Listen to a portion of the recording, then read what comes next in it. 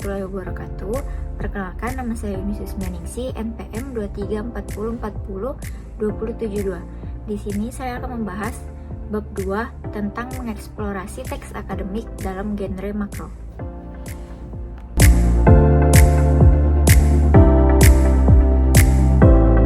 Apa sih teks akademik itu?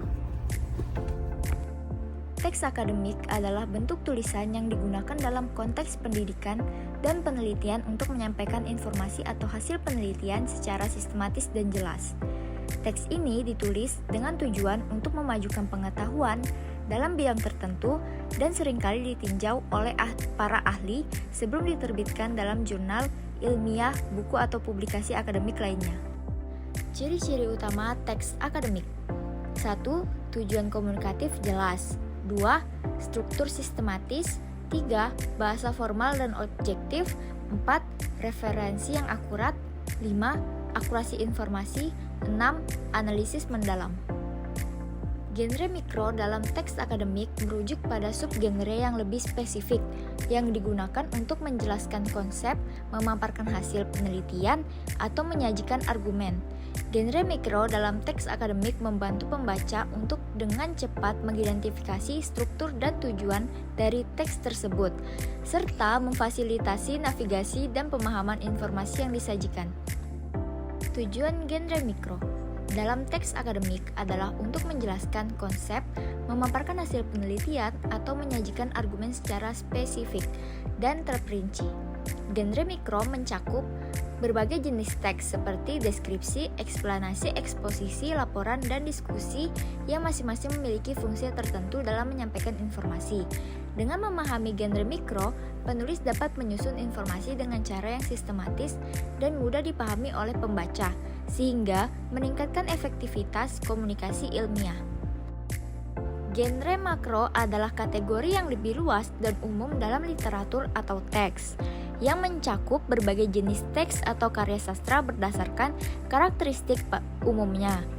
Genre makro seringkali digunakan untuk mengklasifikasikan teks berdasarkan tujuan utama, struktur, atau elemen khas yang ada di dalamnya. Tujuan genre makro.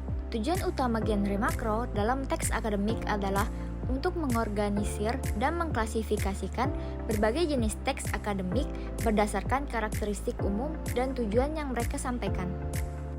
Perbedaan genre makro dan genre mikro. 1. Cakupan.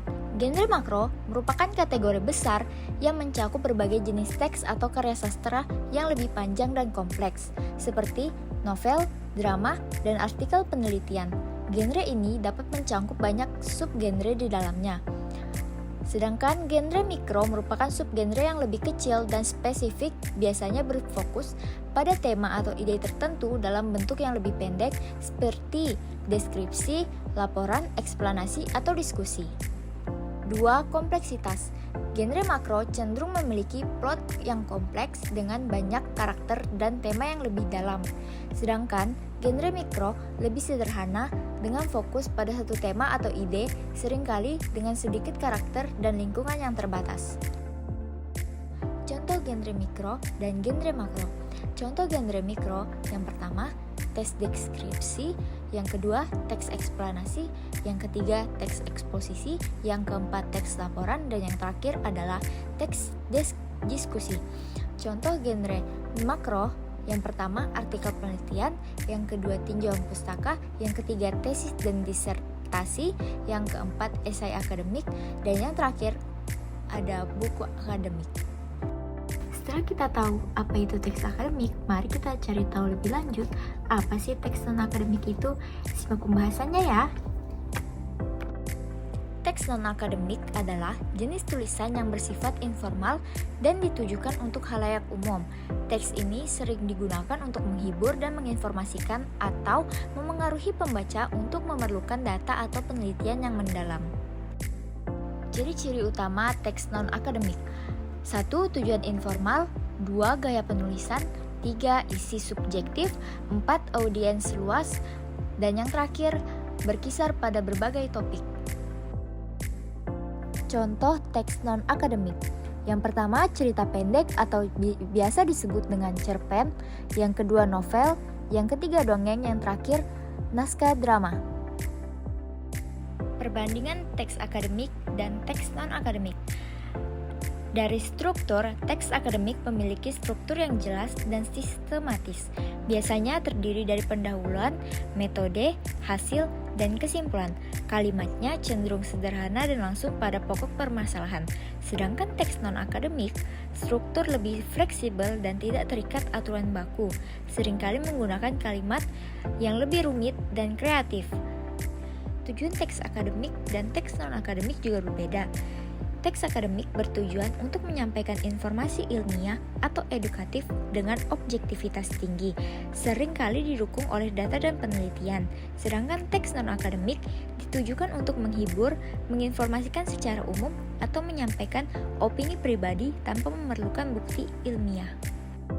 Selanjutnya, ada gaya bahasa. Teks akademik menggunakan bahasa formal, padat, dan logis. Banyak menggunakan istilah teknis dan jargon ilmiah. Sedangkan teks non-akademik menggunakan bahasa yang lebih santai dan populer, seringkali bersifat deskriptif atau naratif.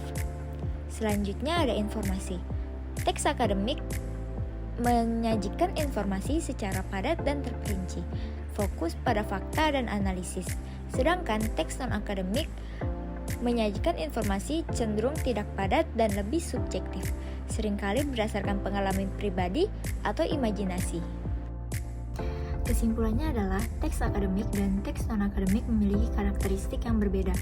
Teks akademik memiliki definisi karya ilmiah yang sistematis, objektif, dan berdasarkan fakta serta metodologi yang tepat. Sedangkan teks non-akademik yaitu karya tulis yang tidak terikat pada fakta ilmiah, lebih bersifat subjektif dan imajinatif. Ciri-ciri teks akademik itu menggunakan bahasa formal, padat informasi, logis, dan terstruktur jelas, pendahuluan, tubuh, kesimpulan. Sedangkan ciri-ciri teks non-akademik menggunakan bahasa populer, bersifat deskriptif atau naratif, dan tidak memerlukan bukti ilmiah. Sekian dari saya, kurang dan lebihnya mohon dimaafkan. Wassalamualaikum warahmatullahi wabarakatuh.